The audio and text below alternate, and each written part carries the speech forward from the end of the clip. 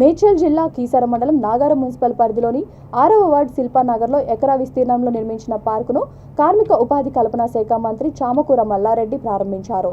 ఈ కార్యక్రమంలో municipal chairman Kookuntla Chandra Reddy, vice chairman Mallesh Yadav, BRS municipal president Tella Sridhar, స్థానిక కౌన్సిలర్ కౌకుంట్ల అనంతరెడ్డి, కార్యకర్తలు, కాలనీ వాసులు పాల్గొన్నారు.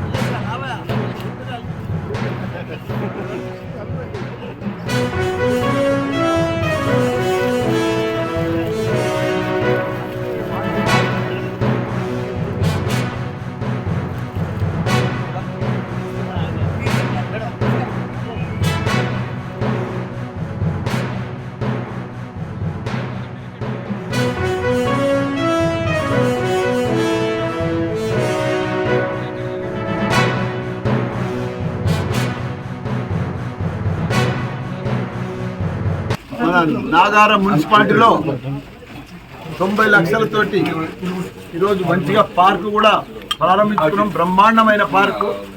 అదే మాదిరిగా సిసి రోడ్లు కానీ, మన శ్మశాన వాటిక కానీ, ₹1 శ్మశాన వాటిక కానీ, ఇవన్నీ కూడా ఒక పార్కు భవనం కానీ, ఇవన్నీ కూడా ఒక 2 కోట్ల చిల్లరతోటి ఈరోజు కంప్లీట్ అయి ప్రారంభించుకున్నాం.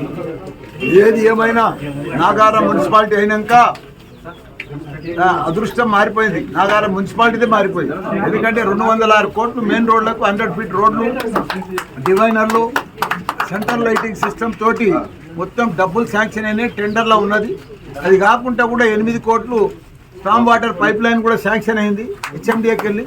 అది కాకుండా కూడా ఇప్పుడు 2 కోట్లతో చేస్తే ఇంకా 15 కోట్లు కూడా వేరే రోడ్లకు కానీ, డ్రైనేజ్ కానీ ఇవన్నీ కూడా శాంక్షన్ అయ్యి టెండర్లో ఉన్నాయి.